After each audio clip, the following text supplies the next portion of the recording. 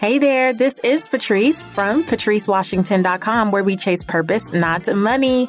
Welcome back to another episode of Redefining Wealth. If you are brand new here, here's what you need to know.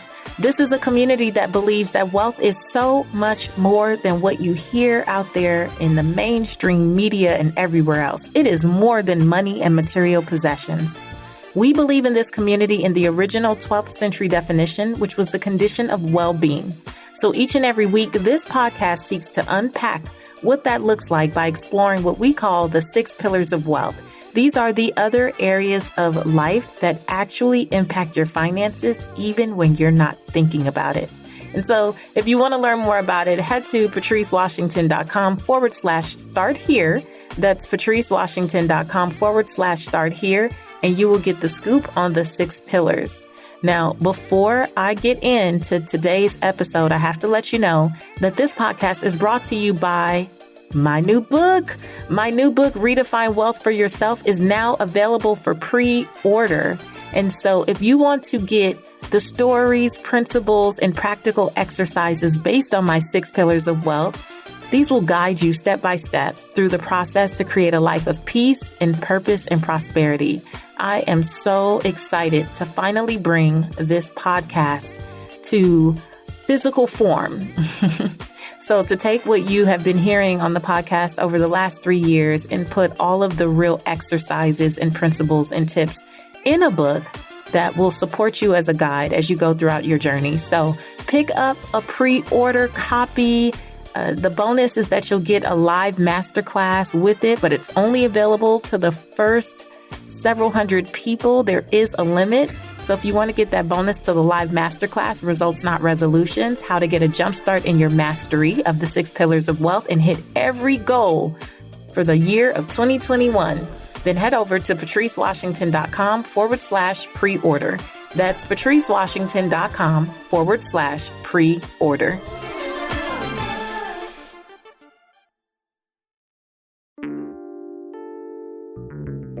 When's the last time you took inventory of how you genuinely feel?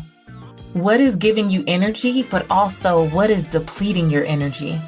What is making you happy, but also what do you find really robbing you of your peace?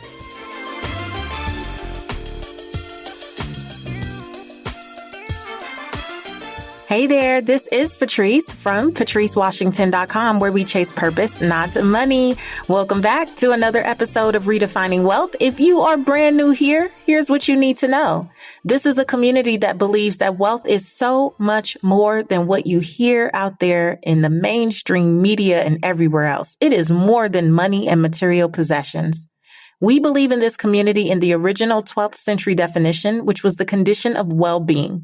So each and every week, this podcast seeks to unpack what that looks like by exploring what we call the 6 pillars of wealth. These are the other areas of life that actually impact your finances, even when you're not thinking about it. And so if you want to learn more about it, head to patricewashington.com/start here.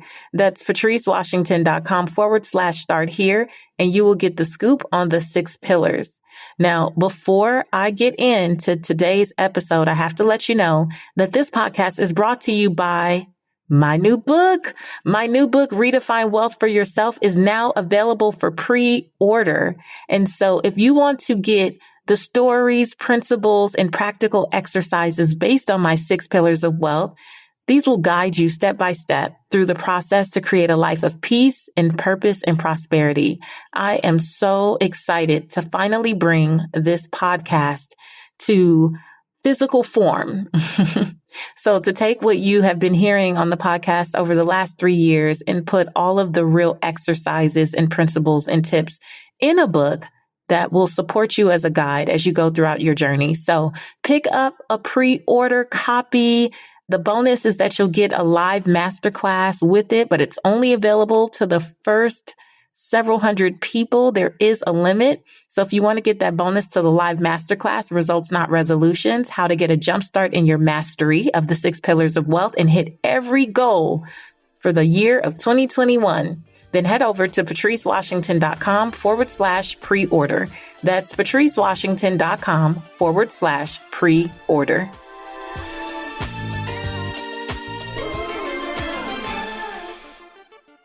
Now, I don't know about you, but the way that I've always heard the word margin is in relationship to profit margin. And so, as someone who was a business major, someone getting an MBA, currently an entrepreneur for many, many years now, I'm very familiar with the concept of profit margin. And for those who are not, let me break it down this way. Essentially, profit margin means the difference between your revenue, that's the money coming in, and your expenses or costs. So whatever is left over is your profit margin, whatever you walk away with. And so one of the biggest misconceptions that I have seen as someone who coaches entrepreneurs is that they get a little confused between revenue and profit margin. Because revenue is what comes in, but revenue does not guarantee success. You can have $1 million in revenue, but if your costs or expenses, what it's costing you to get that money is 1.5 million, then you're in a deficit, right? You're in the red. You're not in the black. You have a problem. You have negative net worth in terms of personal finance. And the problem with this confusion is I believe that we carry it over to our personal lives. And so why I wanted to talk about personal margin today is because we have had such a tumultuous year. And I don't care who you are, where you're from, what your political affiliation is, what your religious practices are, where you live in the world. You, like myself, can use more personal margin in your life. Because just like revenue alone doesn't guarantee business success, religion alone doesn't guarantee personal success. No one relationship can guarantee personal success. No one ritual or practice can guarantee your peace or your prosperity or the fulfillment that comes with purpose. And I think it's really important that we understand that if you're going to be impactful and profitable in business, right, you have to master your margins. Again, meaning that you walk away with more money. But today, I really wanted to focus on our personal margins and helping us walk away with more peace. I think we're all due that.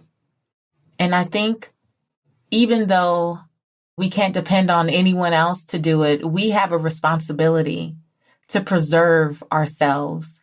I've been talking to you about what's still possible this entire quarter here, and we still have just a little bit of time to go. And I know that sometimes in the hustle and bustle of making it happen and doing the thing, that the trade-off is we start to not pay attention to the bigger picture and not really zero in on what's actually important. And at the end of the day, if there is no margin, there is no business. You have a very expensive hobby, right? And if there's no personal margin, there is no peace. There's no sustainability. There's definitely the potential to rob you of purpose. And ultimately, there's no prosperity, which I recently learned is another word for peace. And so I have 3 things today that I just want us all to consider. And I try to think about this from the lens of if I were helping a client in Purpose to Platform, my signature program, right? If I was helping one of the ladies in Purpose to Platform, how would I talk to her about improving her profit margin, improving her business? And again, business background, sometimes you have to make it plain for yourself, right? You have to find different ways to express the same sentiments just so it really sticks and it really solidifies in your spirit. And so here are 3 things I thought about. And if you're new to the podcast, you should know I don't have a script. I don't have a bunch of things. When God drops something in my spirit, I have a couple quick notes and there's nothing long here. So I'm just going to allow the spirit to move. So the first thing I was thinking about is I would definitely suggest taking inventory. Take inventory. And that means really to identify what's not working.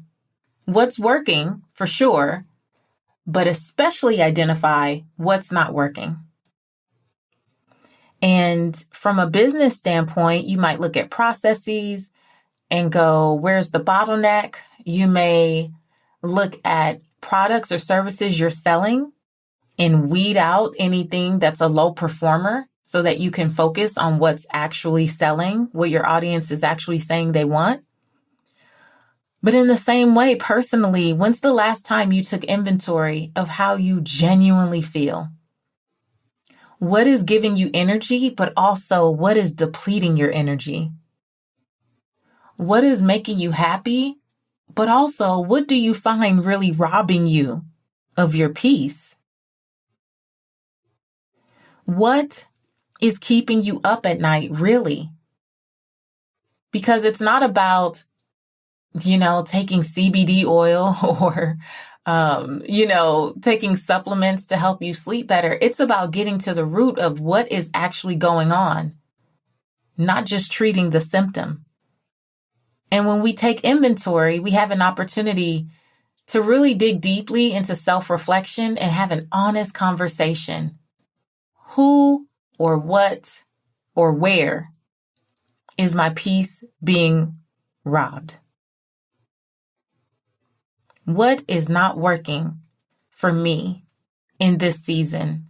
What is not working for who I say I want to become? What is not working for where I say I want to go in my life and what I say I want to accomplish? What are the relationships that are keeping me from that? Who am I dragging along on this journey who no longer deserves to be in my space, in my presence, in community and fellowship with me? What habits do I have that frankly are keeping me from being who I say I want to be? Am I just a little bit too addicted to social media? Real question, right? Am I a little bit too into online shopping? I got into it because of the pandemic and quarantine and having to stay home and order things online. And now I've just gone overboard. Is there someone that I need to tell, like, we're no longer a fit? Or that I need to set a healthy boundary with and let them know that their lack of planning is no longer my emergency? And I can't keep grown, able-bodied people on my to-do list and my budget? Literally, what do I need to do? What's not working? And the thing about taking inventory, and if you're doing it honestly, taking inventory, then you have an opportunity to go down that list and do something about it.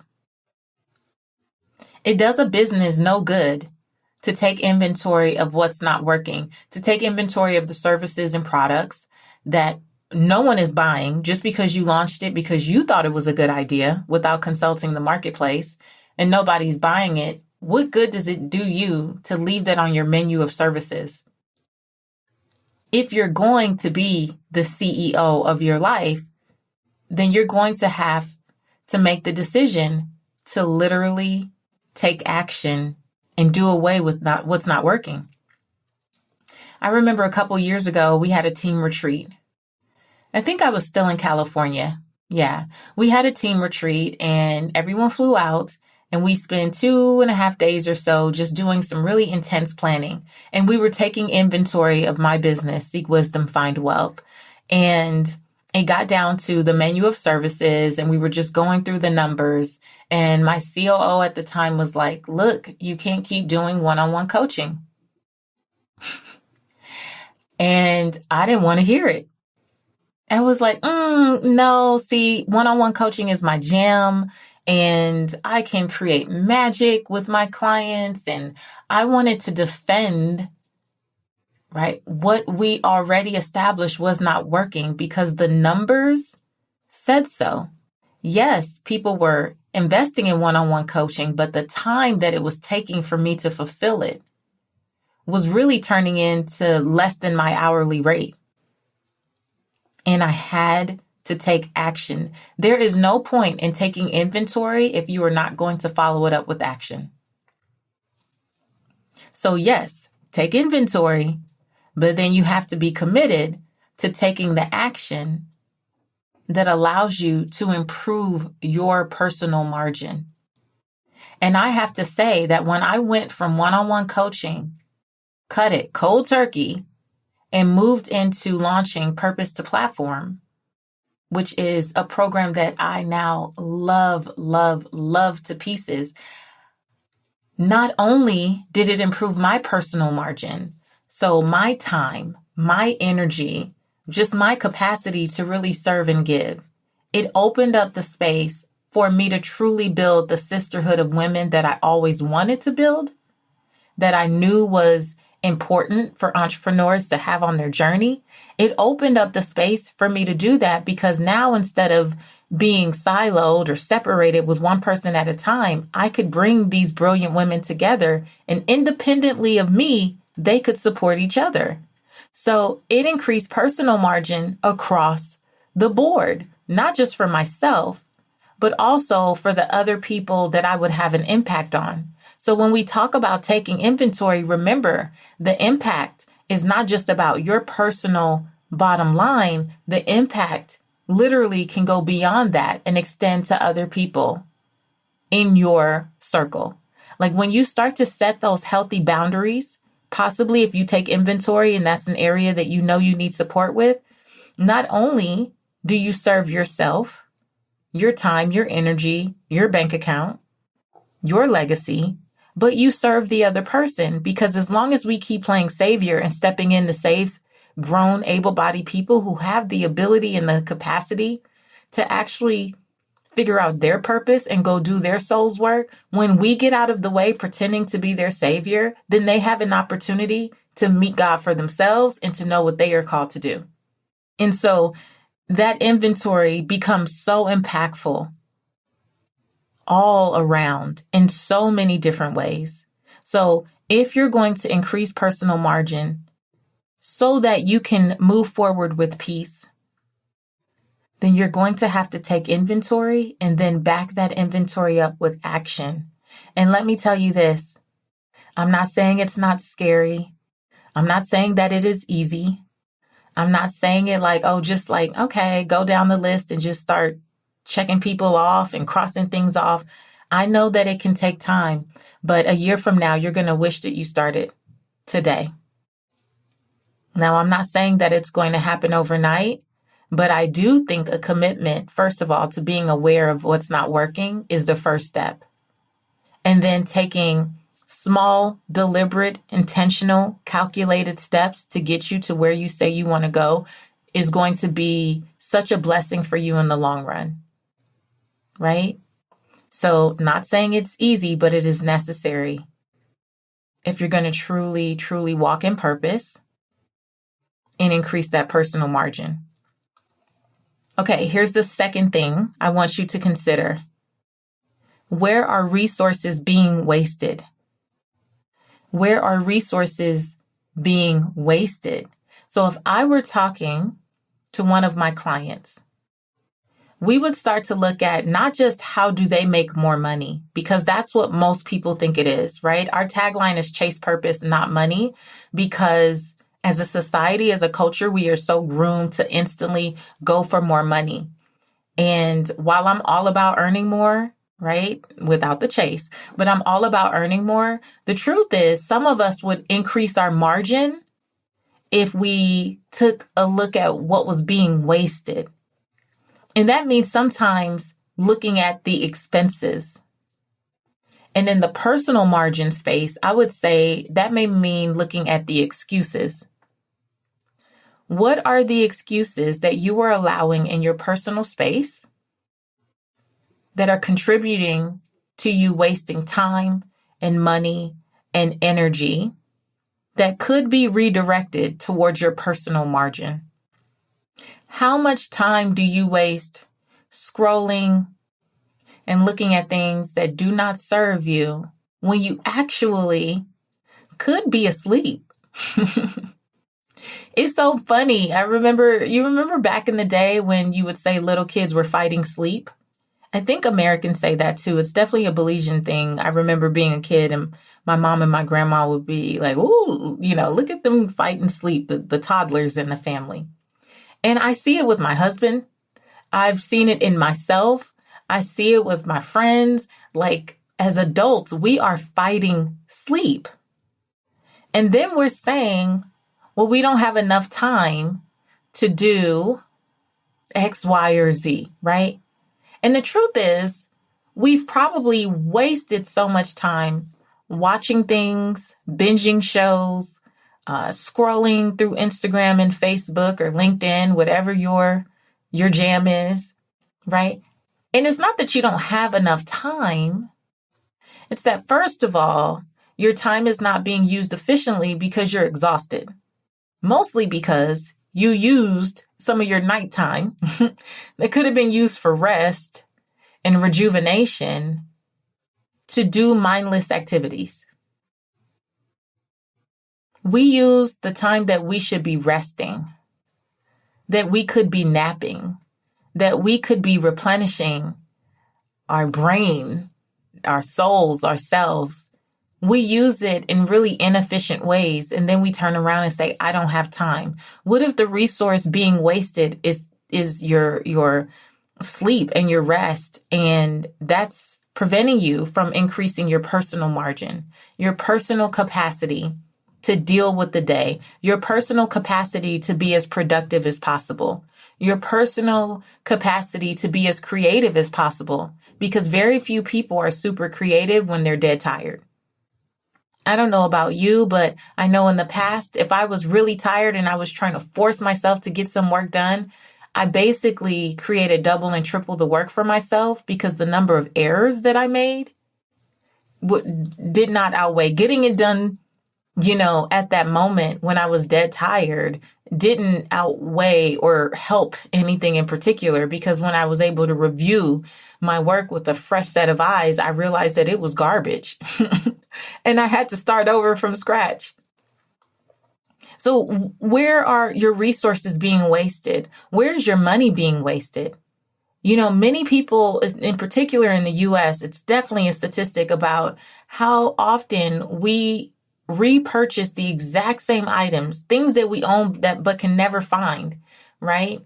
Because we're always misplacing things and rebuying the exact same thing.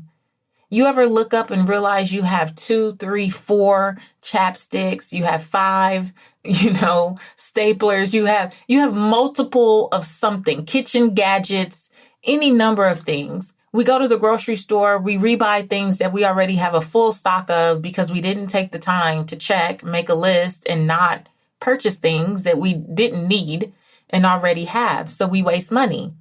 And then we turn around and say, well, I can't afford to save, and I can't afford to pay down this debt, and I can't afford to invest in that program. I can't afford to hire a coach. I can't afford. But if you really took a look, are your financial resources just being wasted on buying the same stuff over and over again? Or on getting things that you don't even need? Or on getting things prematurely because you wouldn't take the time to research and make sure it was even a fit for you? I know this happens with me. I'm going to raise my hand in the podcast booth. This happens with me with tech gadgets. My assistant or someone will say, oh, you should have a so-and-so, so-and-so. And knowing that I prefer, less is more, simple is best for me. The less I have to get confused with, the better. And they're like, well, no, this one's easy. You can do it. So I've taken people's word for it. I didn't research, and now I have at least a good $500-600 of stuff in my office today, right now, in the package that I have not used, and I can't tell you when I'm going to use it. I may as well sell it on Instagram or somewhere, right? Because by the time I get around to it, the technology will for sure be obsolete. And that's how it happens. And I know I'm telling on myself, but that's okay because we're all in this together. That's how it happens. But where are your resources being wasted? It's not that we always need extra time. It's not that we always need extra money. It's not even that we always need someone else around. You know, it's tempting to believe that you would do better if you had insert XYZ person. If this person was on my team, if I just had any number of things, you know, if I just had more support, I would be better. Many people would not be better because we are really, unfortunately, inefficient with training people to support us, with teaching people how to support us. Oftentimes we think that someone is going to come in and save the day. And at the end of the day, they don't know what's in your head. So even in Purpose the Platform, I always tell the ladies, when you're looking for someone next on your team, and this can be professional, but definitely personal. If you want a personal assistant, if you want a housekeeper, if you want any number of things that you think are going to give you more margin in your personal life, you still have to train them, and you still have to be very deliberate about what your intentions are for that position and exactly what you want people to do. And I know in the past, I've been guilty of, well, that's your title, you're going to figure it out. And then getting upset when it wasn't figured out the way that I already had it figured out in my head. And so we have these unspoken expectations of people who can come in and possibly help increase our margin, but then we get them and we waste the resource. So it wasn't about more people. It wasn't about more time. It wasn't about more money. We have to get more intentional about trimming the fat, right? So taking the inventory, which leads to action, but then also digging a little deeper about what are the resources we already have access to that we are just wasting. For many people, personally and professionally, if you trim the fat, based on what you already have access to, you will increase margin overnight. You will increase margin overnight without having to do anything differently. So it's definitely something to consider. And the third idea I would like you to consider, if you are tracking with me in this idea of increasing personal margin, is to spread your opportunity for impact. Spread your opportunity for impact. What does that mean? So in the business world, you know, I teach my ladies about what I call the revenue wheel, what I refer to as the revenue wheel. And it's basically about making sure that all your eggs are not in one basket. You want to make sure that all your eggs are not in one basket. So one example of that would be, you all know that I'm a speaker. And so many of my friends professionally are speakers, but I'm not just a speaker. I'm also an author. I also run my online programs. I also am known as a brand influencer. You know, there's several ways that I've been able to create income. And therefore, 90 to 100% of my revenue is not from one stream, right? We all hear about multiple streams. And so when COVID hit, many of my friends who were speakers, obviously it took them out, right? There were many people who were like, what am I supposed to do? I literally can't go anywhere. But they had not diversified. They had not taken a look at, again, what I call the revenue wheel and made sure that no stream in particular was responsible for such a large part of their revenue. If you're diversified and you have revenue coming in from multiple streams, then even if one dries up, your whole life is not going to dry up, right? And so what I teach the ladies is about making sure that you have multiple ways to express your gifts in the marketplace.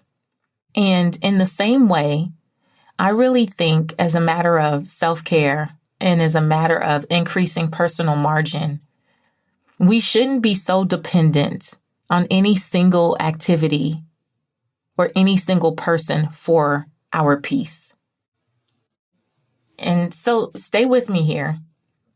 But I know for some people, the only time that they found solace, that they found some level of peace was going to church on Sundays, was physically getting up, going through the routine, the ritual of getting dressed, getting the kids together, getting in the car and driving to a physical location.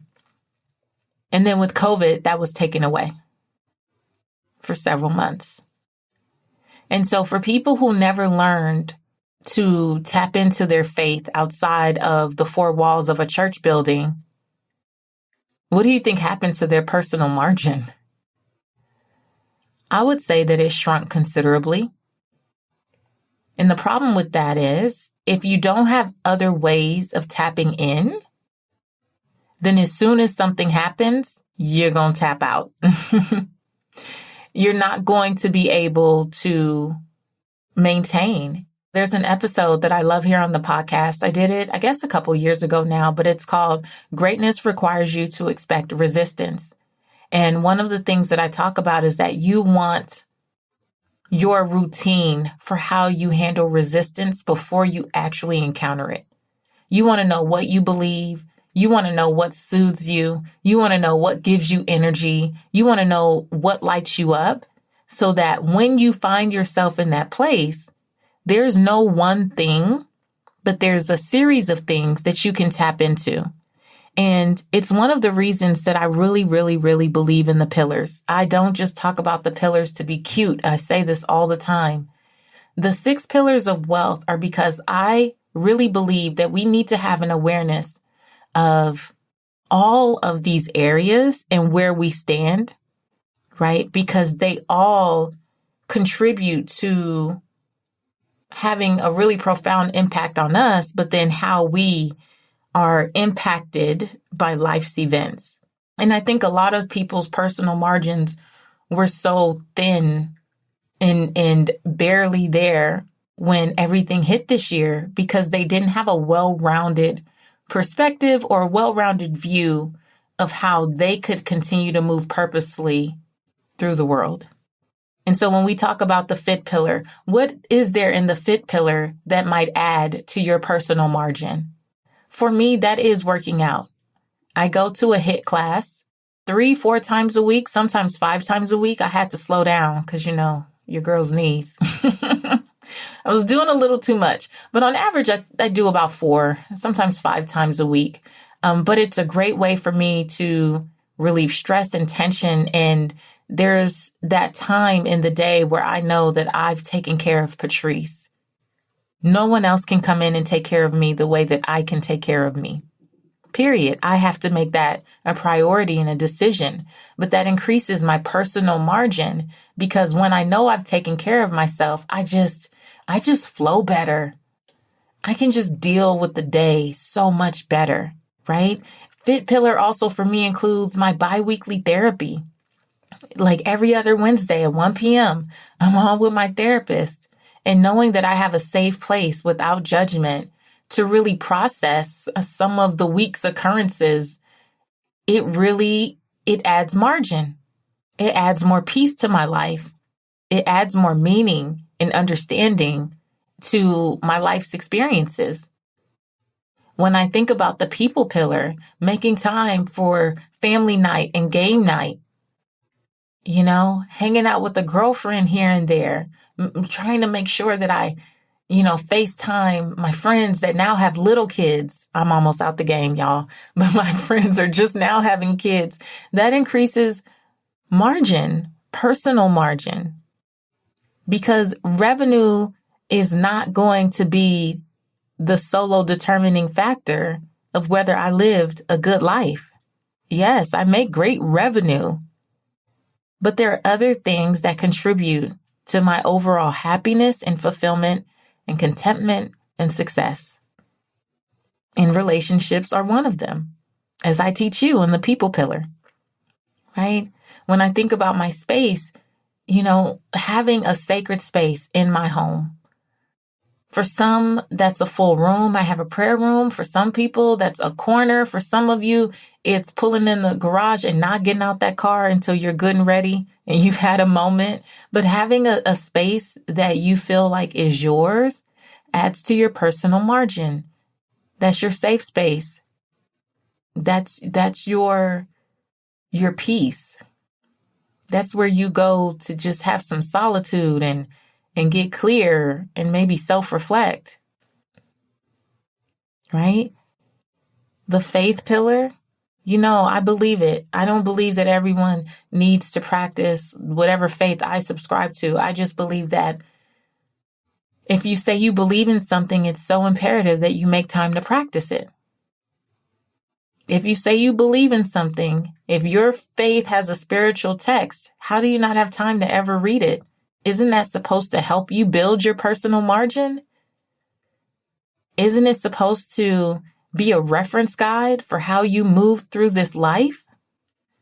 So how do we not have time? You want to add to your personal margin, your personal capacity, and make sure that you can walk away with more peace in your life, then your faith is required. Again, whatever that looks like for you, your faith is required. In the work and money pillars, I'm all about living your life's purpose. And I believe that so much of the fulfillment and contentment that I feel is because I know that the work that I do has a great impact on people. And I don't care if you're a bus driver or a doctor or a podcaster like me, or you do any number of things, a teacher working in a school, we all have influence. We all have influence. An audience of one is still an audience. Whether you reach one person a day or 10,000 or 1 million, doing work that fulfills is such an imperative way, such a big way in how you can increase your personal margin. Because it turns you into someone who's not consumed with what people think. You become so committed to the call that you have nothing to protect, nothing to hide, nothing to defend. You are so committed to the call on your life that you get out of imposter syndrome and you get out of believing the naysayers and the doubters and all the haters and the trolls. You get out of all of that and you just move with such purpose. And I just have this vision of kind of floating around, and trust me, I don't float around, but I feel so blessed on a daily basis that this is the work that I get to do. And I know so many people who feel the same. And so that is one of the things that really does keep me grounded. It keeps me from online shopping too much. It keeps me from buying things that I don't need and don't really want to impress people who may have more or less than me, right? And I talk about spreading your opportunity for impact out because I really do believe that when you have an awareness of what adds to your personal margin from each one of these pillars, your life starts to shift. Oh my gosh, man, does your life start to shift. You start to see the world in a completely different way. Things that mattered to you years ago will be like, what? Why was I even concerned about that? People that you used to let get on your nerves, you'll be like, what? I can't even believe I let them get to me. And let me say this idea for personal margin really came up because I recently had an experience where I was not on top of this last one, spreading out the opportunity for impact. Like I wasn't on top of really all of my pillars. I usually have a daily awareness. In my planner, I always talk about each one of the 6 pillars and make sure that daily I'm doing a little something to contribute to each of them. Well, a couple weeks ago, I was working on the finishing touches for my book, Redefine Wealth for Yourself. It'll be out on my 40th birthday, March 15th. And I had been locked up in this hotel room. And I had just learned that we won for best personal finance podcast from Black Pod Awards. And I was super pumped, just checked into the hotel. And for the next 3 days after that, I was in this hotel. So I was not in my routine.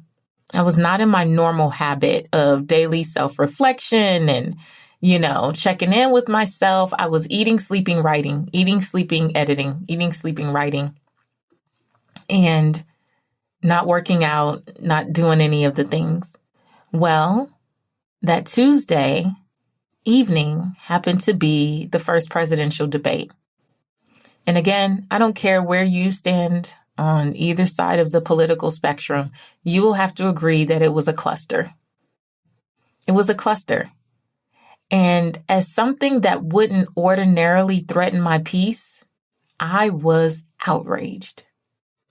Like, I am one of those people where it takes a lot to work me up. Like, people can be mad by themselves. You can argue by yourself. I'm not about to really argue with you. You could be, turned up all by yourself. I'm usually not really bothered by that. But I went and grabbed a salad, and it just so happened the debate was coming on within minutes. And I said, let me watch a little of it. I didn't expect to be glued to the TV for 90 minutes plus with no commercial break. I was completely sucked in. I was not talking to friends or family members or anyone who could, offer something. I don't know what I needed in that moment, but maybe just someone to talk through it with. And I made the mistake of going on social media, one of the places that, if I'm not careful, is definitely a threat to my peace. I am the queen of taking it off my phone. I'm the queen of blocking people, even if I like them, or unfollowing, even if I like them, because when I take inventory, if they're a threat to my peace in that season, then it is what it is. They got to go. But I had social media on my phone. It should have been deleted, I know. And I was on Twitter, where all people go to get angry. And I was on Twitter and the tweets were flying and I'm watching, and I didn't have a strong base. When the debate was over, I ended up going on Instagram, and some of you probably saw this post. It was only up for like 2, maybe 3 hours. And I just went off, and I'm not going to say what I said. It didn't really have a lot of cursing or anything like that. But for me, it was intense. It was like a little out of body experience, kind of, because I really don't get that worked up about much, honestly. And I was really, really worked up. And for some reason, I thought it would be a good idea to go on social media and be worked up with everyone else. And I don't regret what I said. Not in the least, because I believe what I was saying. I believe in the point I was making. I did not agree with the energy of it. I didn't agree with the energy of it because that was a bit far off from who I believe myself to be. Not just as an influencer or, some personality, but as a woman, as a mom, as a wife, as myself. Not for anyone else, just for me. That's not who I believe I am, and that's not who I want to be. I really attributed the way I reacted to being spiritually malnourished, which is another great episode here on the podcast.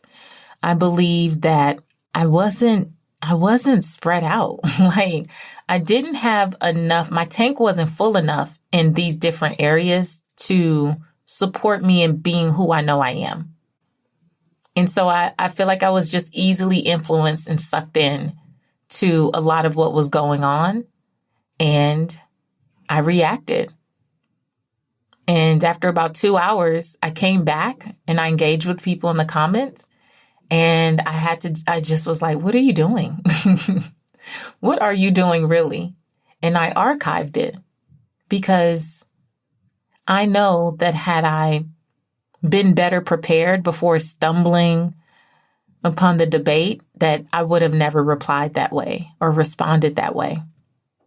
And so I'm saying that to say that I realized to increase my own personal margin, I have to keep an awareness of all the pillars around me daily. I realized that I have to consistently take inventory right? About what's working and what's not working and take action on it. And be sure that I'm not just trying to add more things for the sake of having more, but I'm also looking at where am I already wasting resources? And when I think about that week being depleted, not being in my routine, not seeing my family, not engaging with the outside world, like there's so many elements that just came together in that perfect storm on that faithful Tuesday night. And so I learned a big lesson. And so I just want to encourage you, as I encourage myself, to be deliberate about increasing personal margin. Do what you got to do. You are the CEO of your life. Treat yourself like a business. What would you tell your business self? It still applies in your personal life as well. And we don't want to live this life just thinking about how do I increase revenue, because we know that that's not a predictor of success. We want to be masters of our margins. We want to be masters of margin. We don't just want to walk out of this life and experience with more money. We want to do it with more peace as well.